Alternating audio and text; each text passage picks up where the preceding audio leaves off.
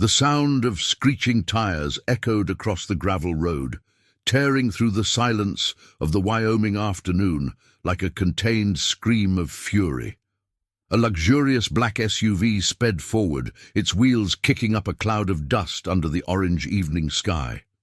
The sun was setting behind the Teton Mountains, tinging the horizon with golden and blush tones, but for the man behind the wheel, the dazzling scenery went unnoticed, an insignificant blur in the face of the storm boiling inside him. Lewis Hastings gripped the steering wheel so tightly that his knuckles were white, the veins popping out from under his pale skin. His jaw was tense, his teeth clenched, and his blue eyes, as cold as steel, shone with a mixture of fury and incredulity. Sweat trickled down his temple, not because of the heat, but because of the boiling anger bubbling in his chest. The air inside the car seemed dense, suffocating, as the engine roared, echoing the inner turmoil he refused to confront. The phone vibrated incessantly on the dashboard, missed calls, messages from assistants, emails from anxious shareholders, but he ignored it all. The world could fall apart, and he wouldn't care. At that moment, he could only think of one thing. How did she have the audacity? The phrase hammered through his mind like a poisonous mantra. Wounded pride hurt more than any physical blow. Vanessa Martinez, the maid, someone he believed he could control with the mere weight of her name, had crossed a line he had never imagined possible. She hadn't just disobeyed his orders, she'd taken his children. Ben and Leah, the only things in his life that he considered truly his. How could she take my children? The thought was a poison coursing through his veins, fueling an anger that threatened to explode.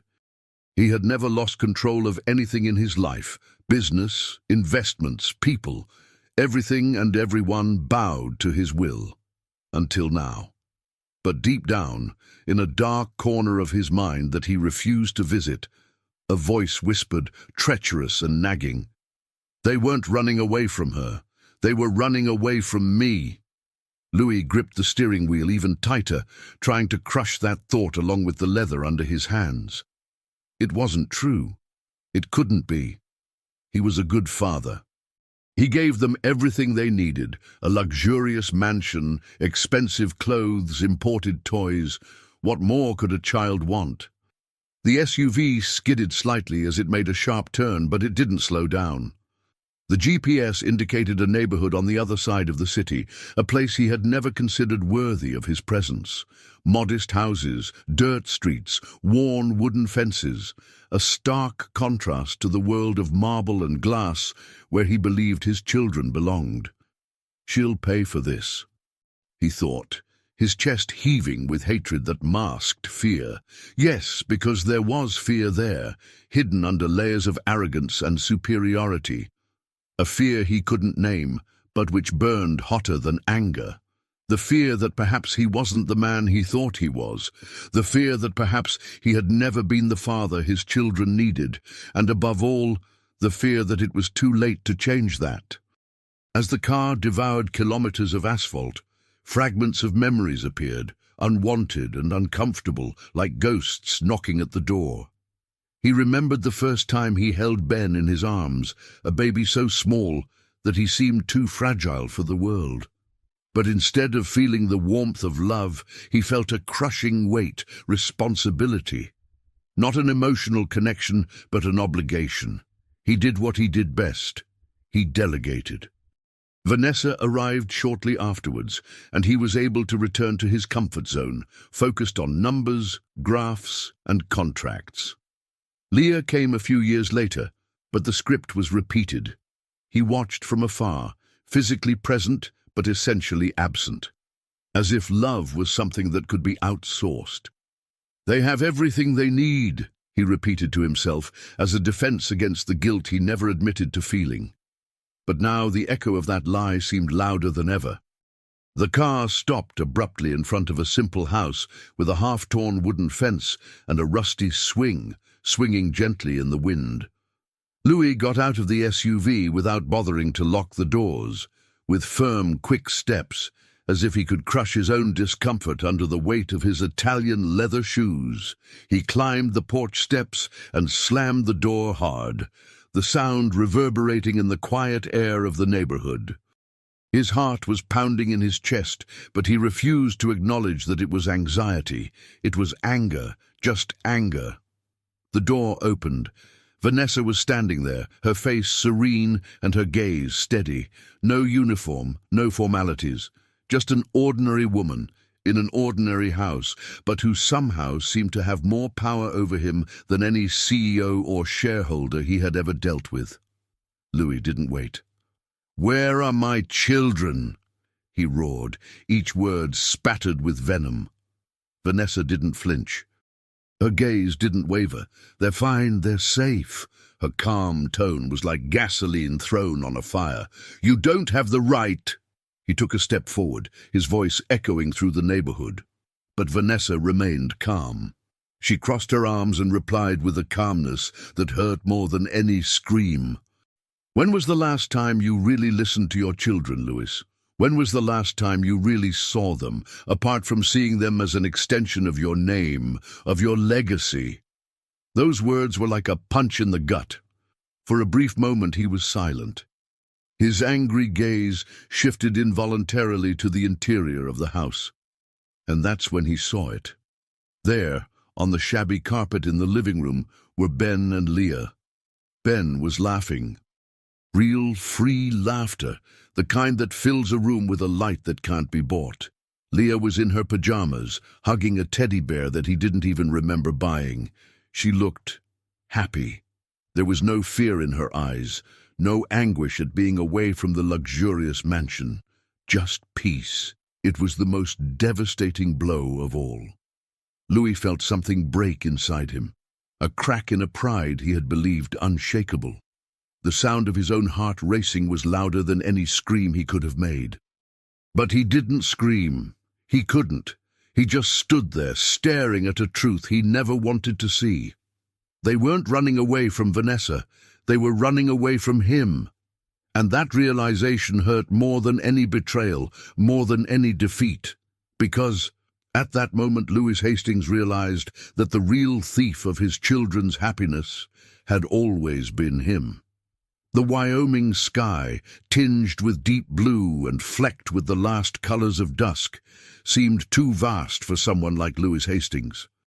A man who, despite living surrounded by huge windows that framed the majestic Teton Mountains, never really looked at the horizon. The world around him was just a backdrop for what he considered important: power, control, and success. Louis Hastings was the kind of man who made himself respected not by what he said, but by the weight of his name. CEO of one of the most profitable investment companies in the United States, he turned everything he touched into gold. A true financial genius, known for his sharp mind, his ruthless decisions, and his ability to reduce any problem or person to numbers and statistics. But, ironically, he never managed to do the same with his own family. His mansion, situated on the outskirts of Jackson Hole, was an architectural masterpiece. Built on a secluded plot of land, surrounded by tall pine trees and fields that stretched as far as the eye could see, the house seemed a perfect refuge, if the aim was to isolate oneself from the world and any human emotion. Immense windows reflected the changing sky, while stone walls and dark wood created a modern, cold and impersonal aesthetic. The interior was even more impressive. Italian marble floors, crystal chandeliers that twinkled like artificial stars, and contemporary works of art carefully positioned to impress, but never to thrill. Every detail screamed success, but, curiously, the simplest and most vital sound was missing: the laughter of a happy family. Louis had always believed that love was an overrated concept, a weakness disguised as a virtue. He didn't need it. What mattered was efficiency, results, goals achieved. The world was a jungle, and he had learned to survive by being the predator at the top of the chain. The problem was that, in his quest for control and power, he had forgotten a fundamental lesson. You can't negotiate affection. You can't buy emotional loyalty.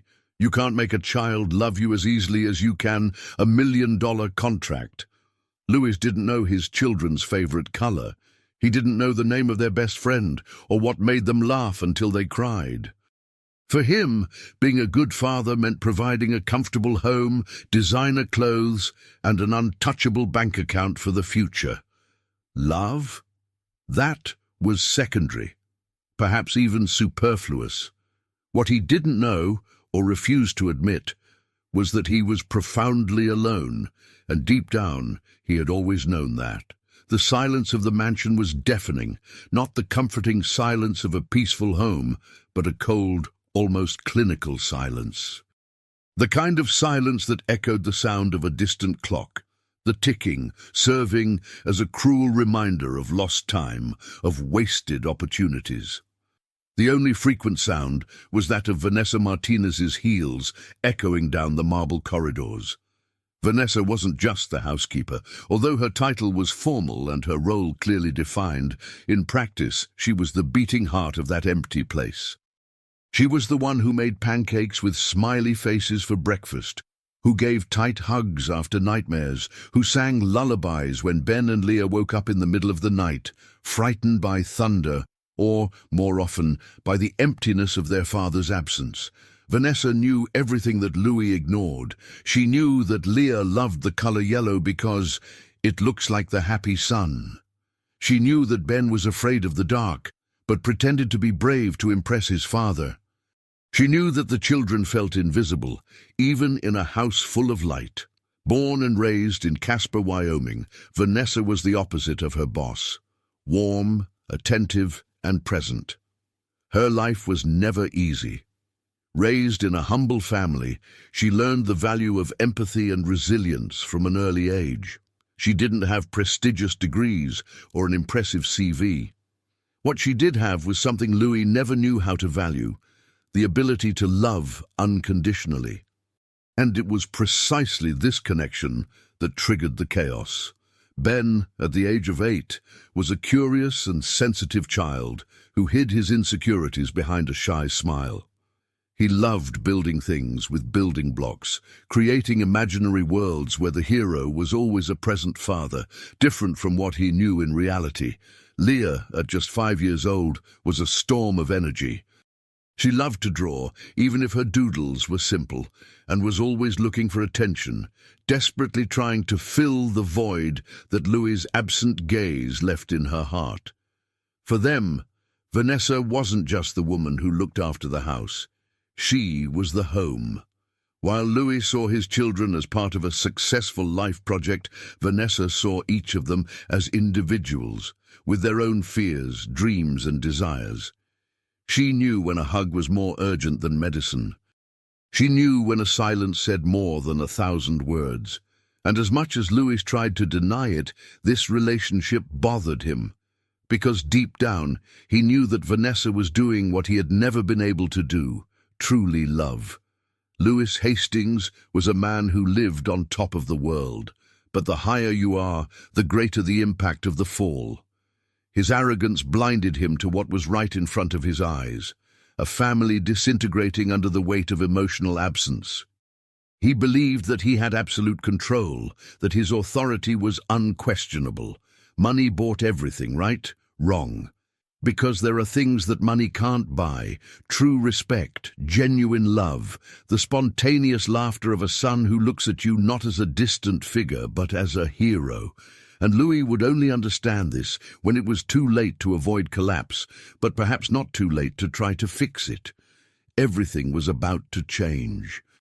The day that began like any other, with brusque orders, scheduled meetings, and the indifferent sound of a luxury watch, would become the beginning of his greatest crisis, the moment when he would realize that, despite all his power, he had lost what mattered most.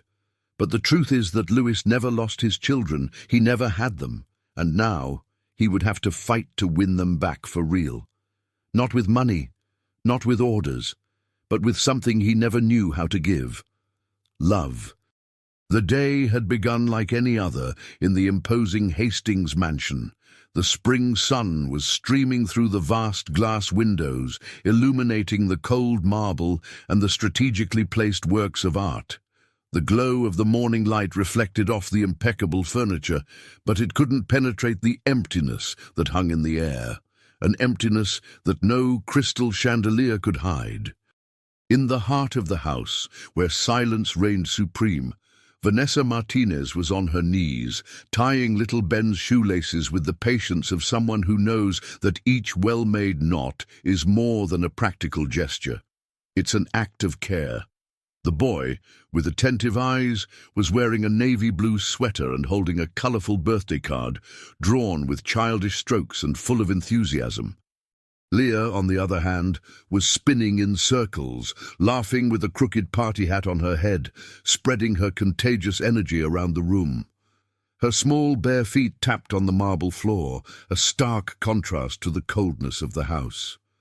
Vanessa smiled at them, feeling the simple warmth of those little lives that, in a way, also belonged to her. It was a special day. The birthday of Lucas, a school friend of Ben's who lived in a modest neighborhood on the other side of town.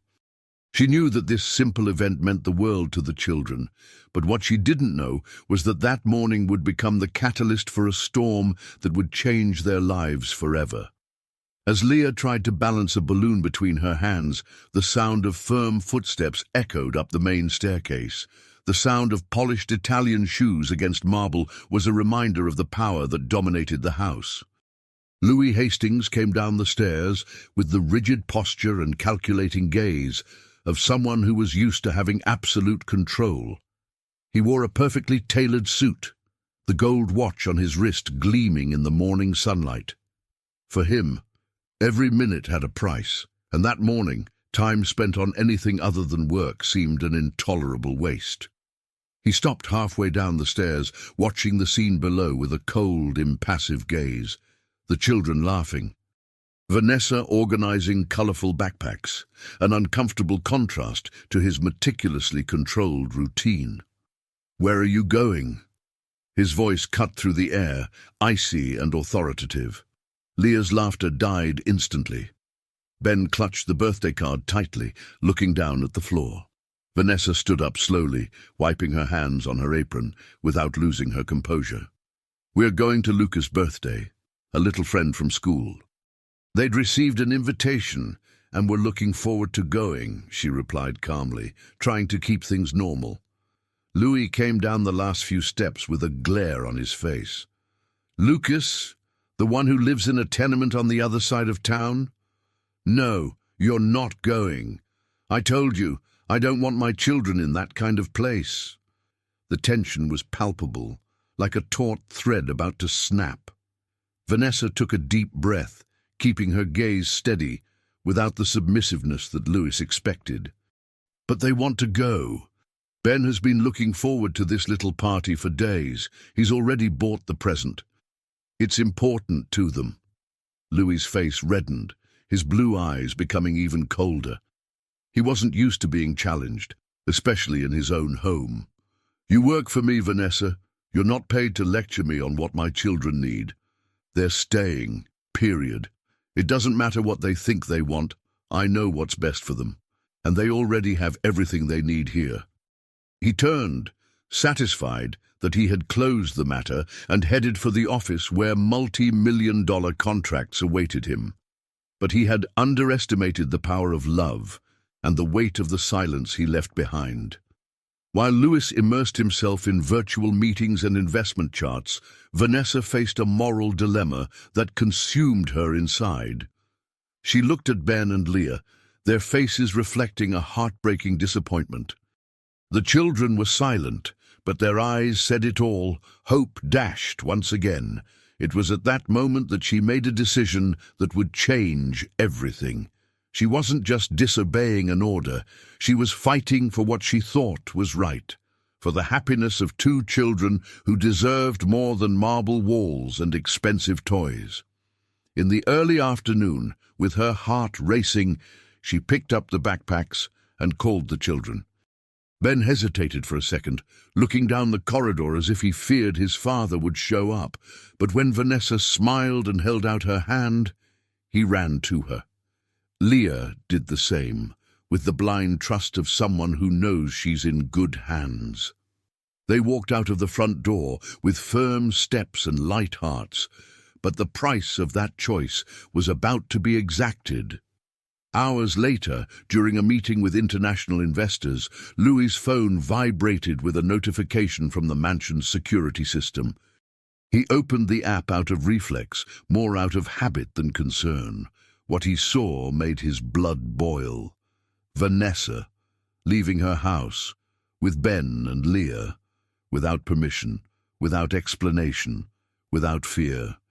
He interrupted the meeting abruptly, ignoring the confused looks from the executives. He picked up his cell phone and dialed Vanessa's number with fingers trembling with anger. She picked up on the second ring. "What do you think you're doing?" Her voice was a mixture of fury and incredulity. On the other end of the line, the answer came with a calm that disarmed him even more. "Taking the children to a friend's birthday. They deserve it, Louis." The use of his first name without the usual formalism was a blow to his ego. "You're an employee! An employee!" he shouted, his voice full of contempt. "You're not their mother. You don't have the right to make decisions about my children's lives. I can't believe you dared to defy me." There was a pause. The silence on the other end of the line sounded like a challenge. Then Vanessa answered in a low but firm voice. "I'm not really their mother, Mr. Hastings, but I'm the only one who's paying attention to what they need." This sentence echoed in Louis's mind, even after he had hung up the phone violently. He stood still for a moment, staring at the cell phone, his face red with anger and something else. A feeling he couldn't name. Fear? No, he wasn't afraid. Or was he? He took the keys to the SUV, left the mansion without looking back, and drove as if he could crush the pain and doubt under the weight of his own pride. But deep down, he knew. Something had changed, and he wasn't prepared to deal with it. The black SUV tore down the deserted Wyoming highway like a wounded beast.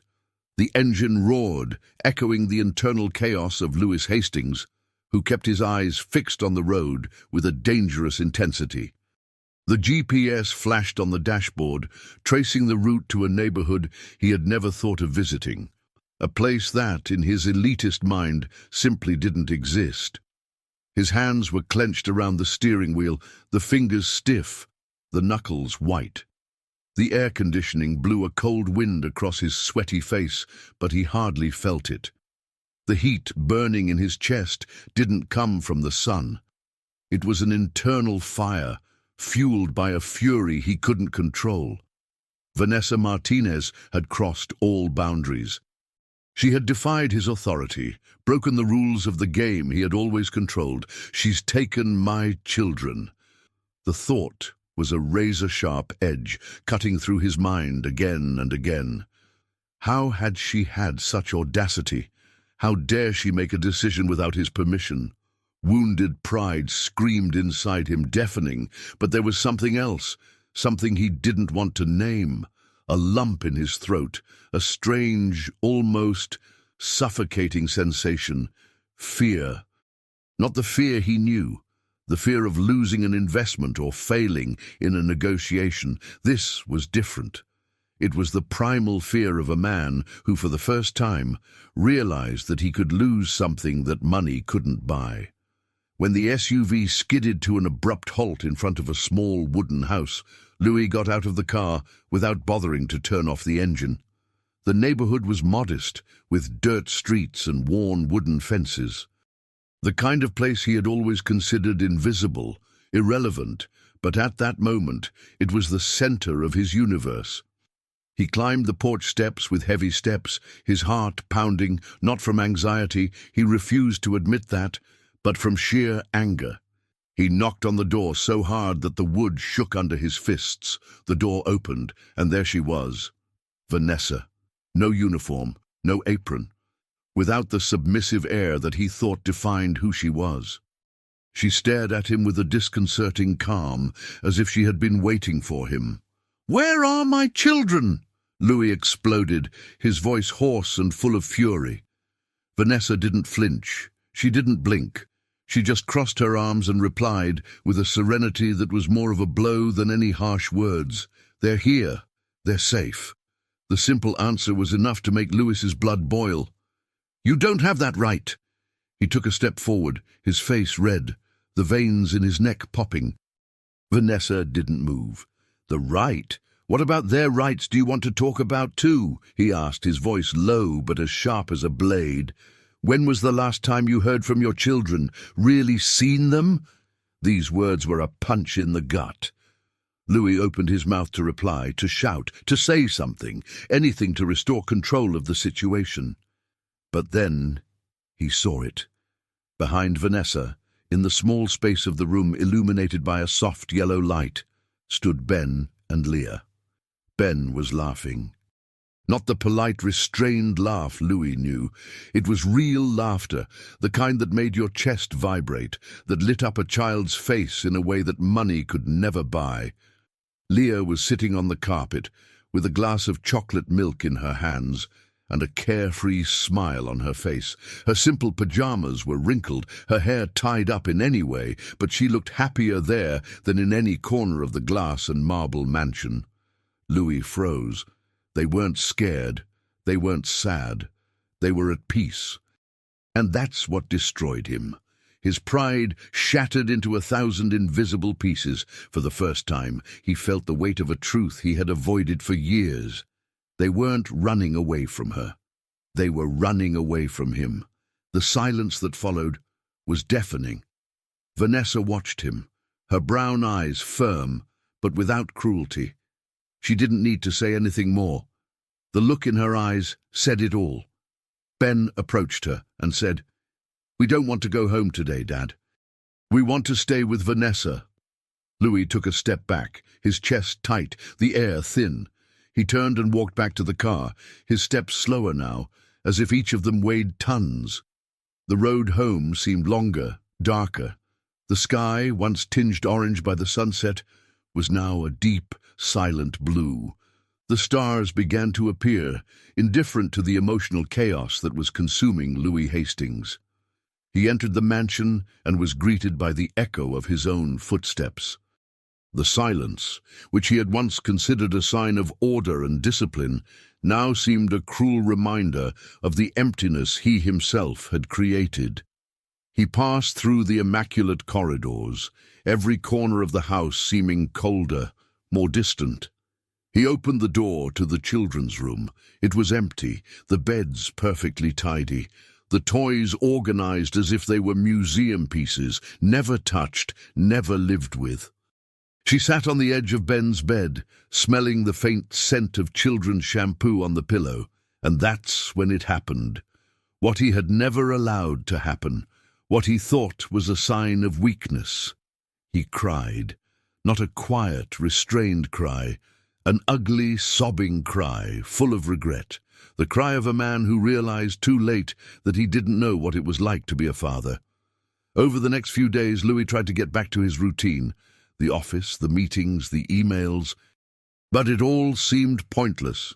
What did a new contract matter if he had failed in the only negotiation that really mattered?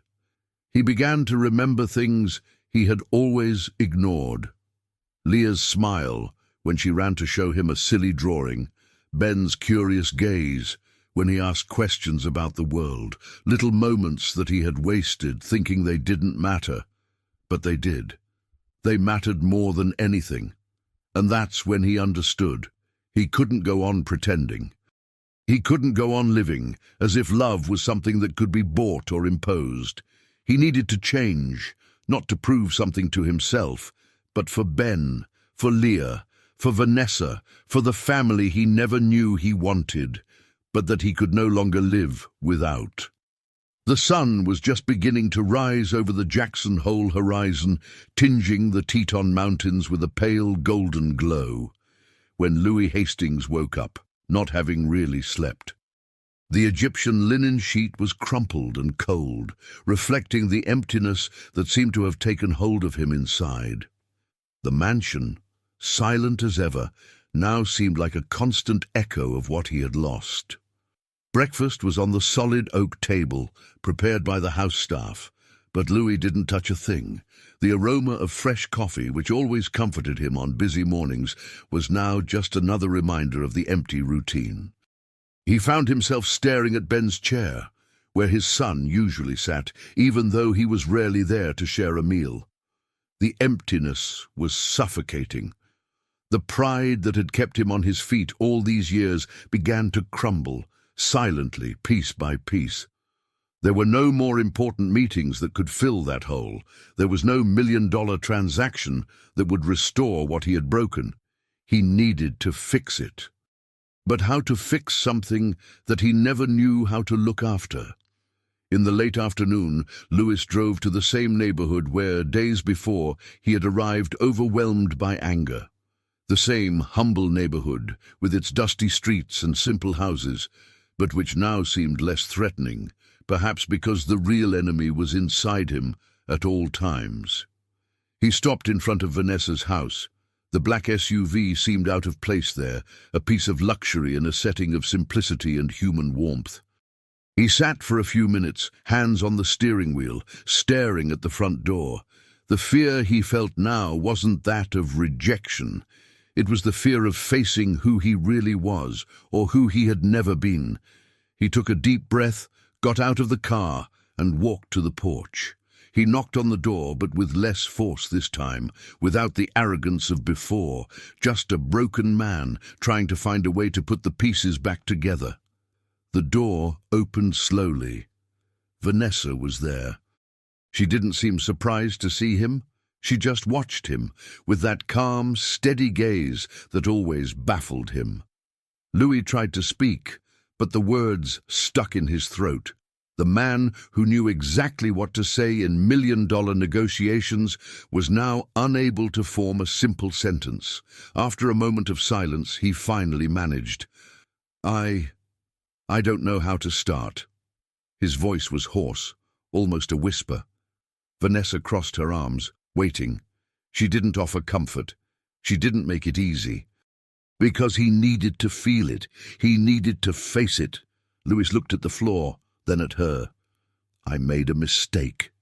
With you. With them. With myself." Pride had finally been left outside the door. Vanessa stepped aside, allowing him to enter. The room was simple, but full of life. Toys scattered on the floor, colorful drawings pinned to the wall. The contrast with their cold, sterile mansion was almost painful. Ben was sitting on the carpet, reading a children's book. Leah was drawing with crayons, her tongue sticking out slightly as she concentrated. They looked at their father, but didn't run to him. They just watched him, curious. Louis felt his heart squeeze. He knelt down on the floor so that he was at their height. "I came here because I missed you," he said, looking directly into Ben's eyes. The boy frowned, suspicious. It wasn't easy for a child to forget years of emotional absence with a simple sentence. But Leah, with her disarming innocence, came over and hugged him. "I want to try to be the father you deserve," she whispered, her voice breaking. Ben slowly moved closer and leaned his head on his father's shoulder. A simple gesture, but one that broke down the last barriers Louis had built up throughout his life. Vanessa watched the scene, silent, but with a sparkle in her eyes.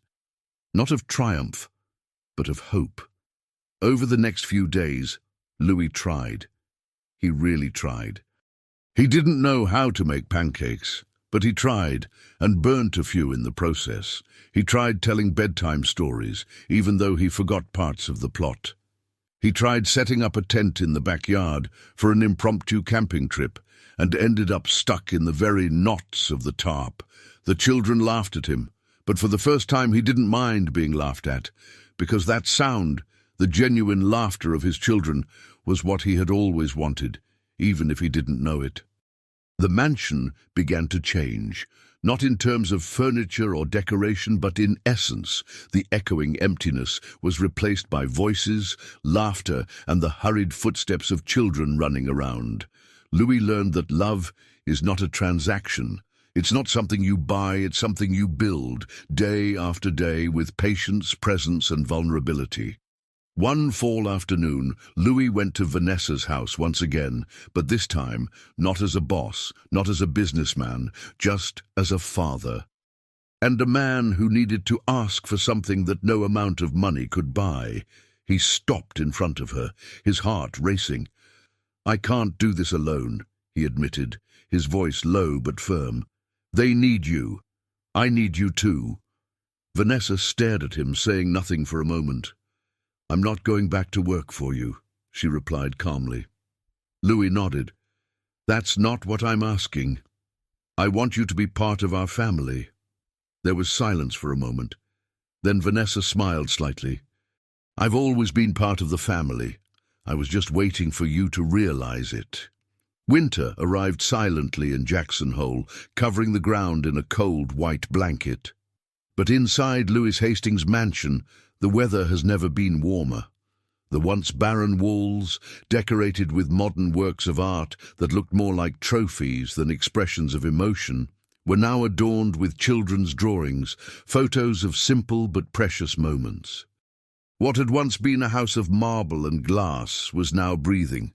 Louis had changed, not in the way he imagined, with grand gestures or grand promises. His transformation came in small details, learning to make decent pancakes without burning them, remembering the names of Ben's school friends, knowing that Leah liked stories about princesses and dragons because she thought they could both be brave. Vanessa was still there, but not as a shadow in the background of the routine. She was now part of the family, not through an employment contract, but through invisible and indestructible ties. Louis learned that vulnerability was not a sign of weakness. It was, in fact, the greatest act of courage. The mansion was decorated with colorful lights and ornaments made by the children themselves. The smell of freshly baked cookies filled the air, mixed with the sound of Leah and Ben's laughter running down the hall. Louis was sitting on the living room floor, wearing a ridiculously ugly Christmas sweater, a gift from Leah, which he wore with pride. He was building a block castle with Ben, while Vanessa watched from the kitchen, a gentle smile on her face. It was a simple scene, but for Louis, it was what he had always been looking for, without knowing it. And it was at that moment, in the midst of the family's joyful chaos, that Ben said something that froze time for him. "Dad, can we draw a family picture?" Louis smiled and nodded. The children ran to get paper and crayons. They sat next to him, concentrating, their little hands drawing carefully. When they had finished, Leah proudly handed the paper to her father. The drawing was simple, made with childish strokes, but it was what he saw that knocked him inside. There were 4 figures holding hands: him, Ben, Leah, and Vanessa. Above the figures, Leah had written in crooked letters, "Our family." Louis felt a lump in his throat. The drawing trembled in his hands. He looked at Vanessa, who was watching him in silence, her eyes shining with an emotion she didn't need to explain. And then Leah, with her disarming innocence, said, "You're Daddy, and Vanessa is our second mommy, because now she's part of our family, right?" It was as if all the pieces of a puzzle finally fit together. Louis realized that the love he sought in conquests, titles, and bank accounts had always been there.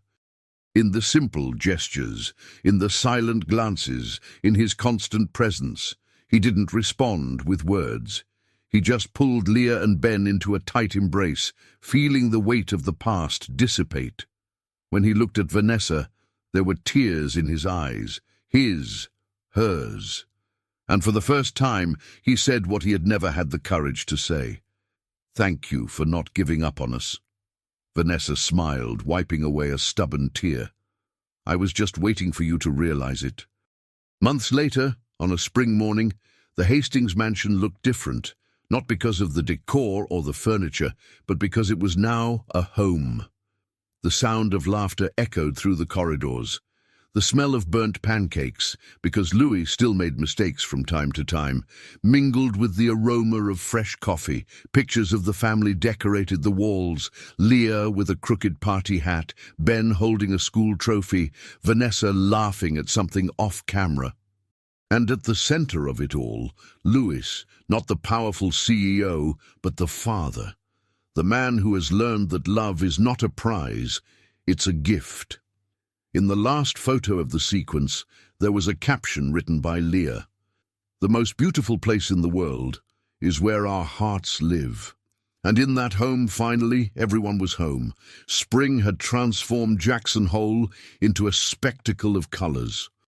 The vibrant green of the grass contrasted with the white that still lingered at the top of the Teton Mountains, while the fresh air carried the scent of the wildflowers that were beginning to bloom. In the Hastings mansion, the change wasn't just outside. The warmth now came from inside, filling every previously cold and empty corner.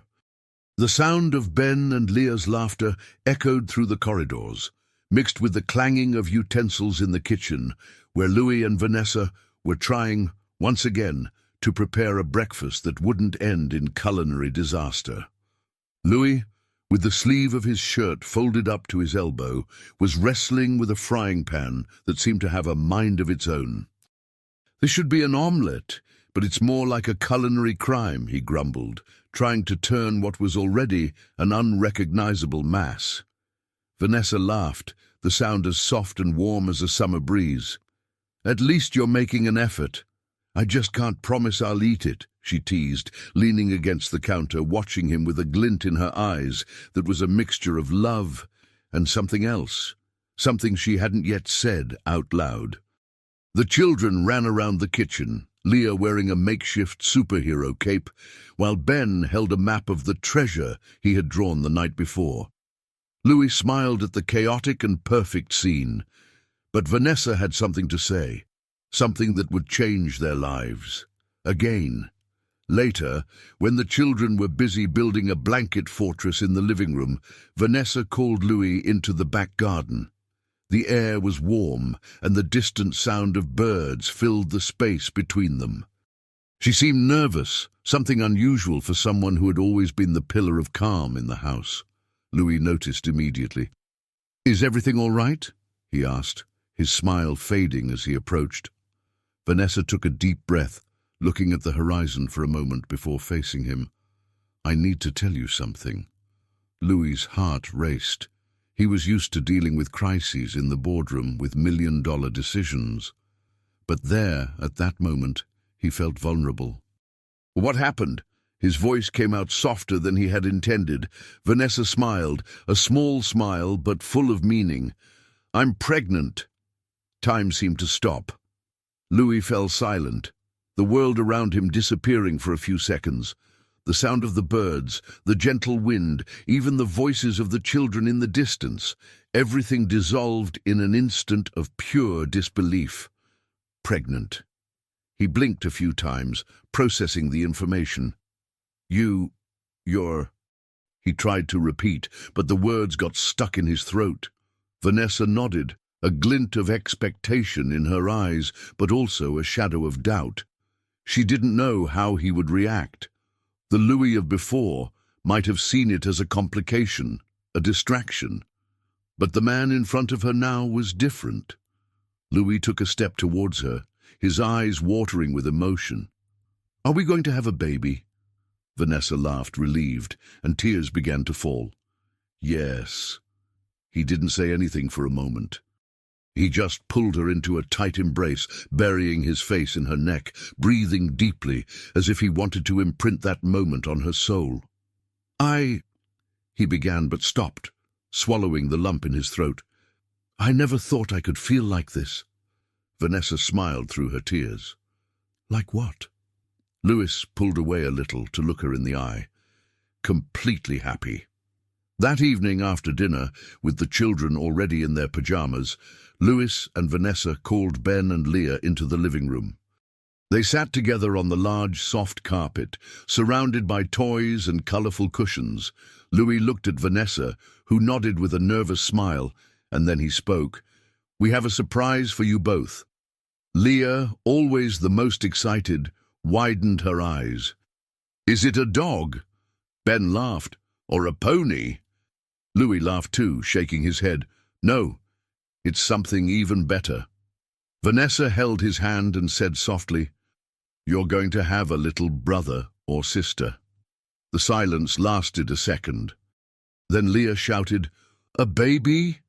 and jumped straight into Vanessa's lap, hugging her as tightly as her little arms could carry her.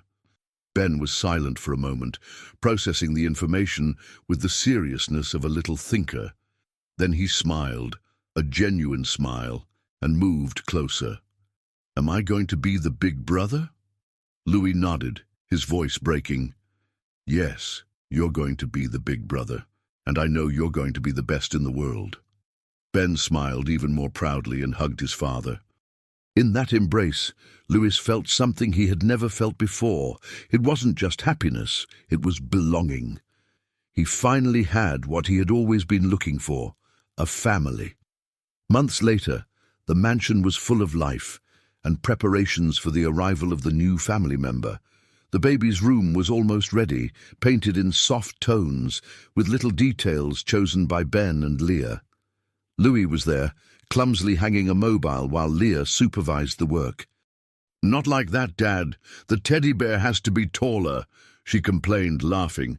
Ben was sitting on the floor, drawing what would be the first official portrait of the whole family. And when Louis looked around, he saw more than walls and furniture. He saw love. He saw a home, and inside he felt a quiet certainty. He didn't need to be perfect. He just needed to be there.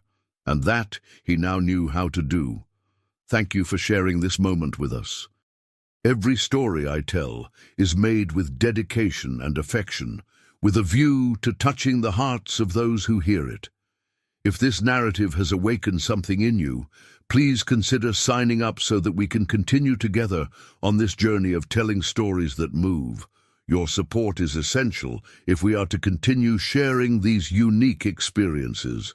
Cheers, and we'll see you in the next story.